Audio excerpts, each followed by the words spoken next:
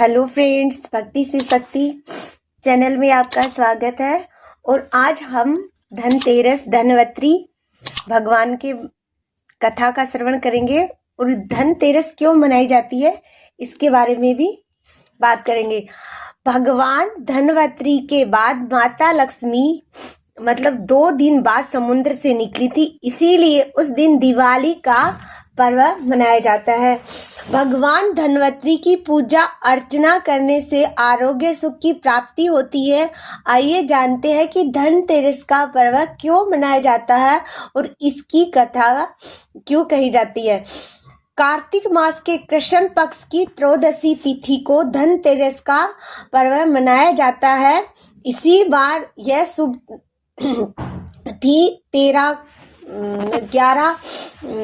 नवंबर को है। शास्त्रों के अनुसार इस तिथि को समुद्र मंथन के समय भगवान धनवंतरी अमृत कलश लेकर प्रकट हुए थे। इसी वजह से इसी तिथि धनतेरस या धन त्रयोदशी के नाम से जाना जाता है। भगवान धनवंतरी के अलावा इस दिन माता लक्ष्मी, धन के देवता कुबेर और मृत्यु के देवता यमराज की भी पूजा की जाती है कि धन के देवता कुबेर के सामने दीपक जगा के, दीपक के नीचे चावल रखी, फिर उसको दीपक जगा के आप इस कथा का आप व्रत भी ना करो तो आपको इसका श्रवण जरूर करना चाहिए। और यम का दीपक आप द्वार पे लगा सकते हैं, वहां भी आप मतलब चावल या गेहूं रख के यम का दीपक वहां आटे का लगाओ तो ठीक, वरना मिट्टी का दीपक आप वहां लगा सकते हो। इस दिन दिवाली का पर्व शुरू हो जाता है और इसी दिन सोना चांदी या नए बर्तन खरीदना बहुत शुभ माना जाता है। आइए जानते हैं धनतेरस क्यों मनाया जाता है और इसकी क्या है महत्व है। भारतीय संस्कृति में स्वास्थ्य को भी सबसे बड़ा धन माना गया है और इसी दिन राष्ट्रीय आयुर्वेद दिवस का रूप भी मनाया जाता है, क्योंकि ये मनाया जाता है धनवंतरी भगवान ने मतलब वो कलश लेके निकले थे, इसलिए राष्ट्रीय आयुर्वेद का दिवस भी मनाया जाता है।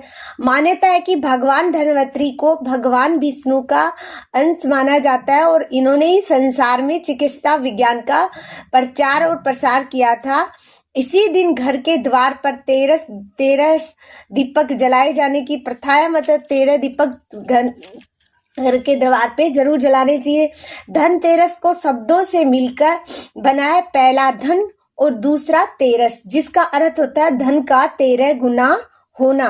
भगवान धनवंतरी के प्रकट होने के कारण इसी दिन को वेद समाज धनवंतरी जयंती के रूप में भी मनाता है।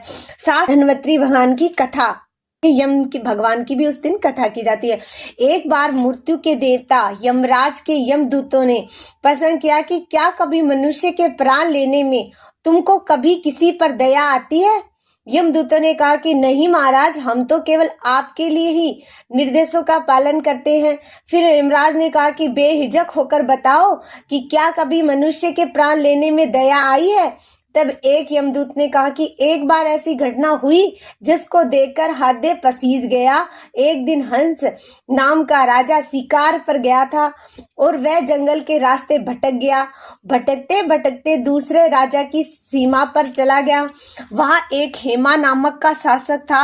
उसने पड़ोस के राजा का आदर सत्कार किया। उसी दिन राजा की पत्नी ने एक पुत्र को जन्म दिया।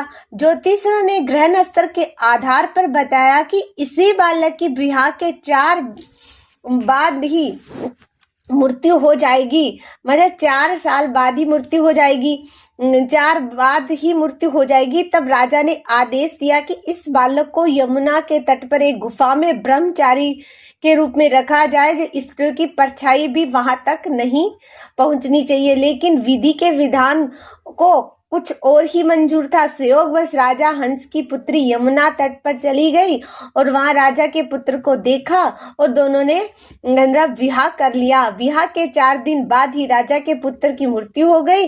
तब यमदूत ने कहा कि उसे नवविवाहित का करुण विलाप सुनकर हृदय पसीज गया था। वो सारी बातें सुनकर यमराज ने कहा कि क्या करे, यह तो विधि का विधान है और मर्यादा में रहते हुए काम करना पड़ेगा।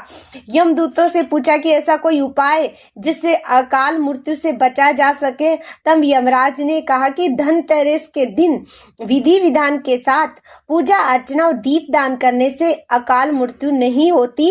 और इसी घटना की वजह से धनतेरस के दिन भगवान धनवंतरी और माता लक्ष्मी की पूजा की जाती है और दीप दान किया जाता है। बोलो धनवंतरी भगवान की जय हो, यम महाराज की जय हो, माता लक्ष्मी की जय हो।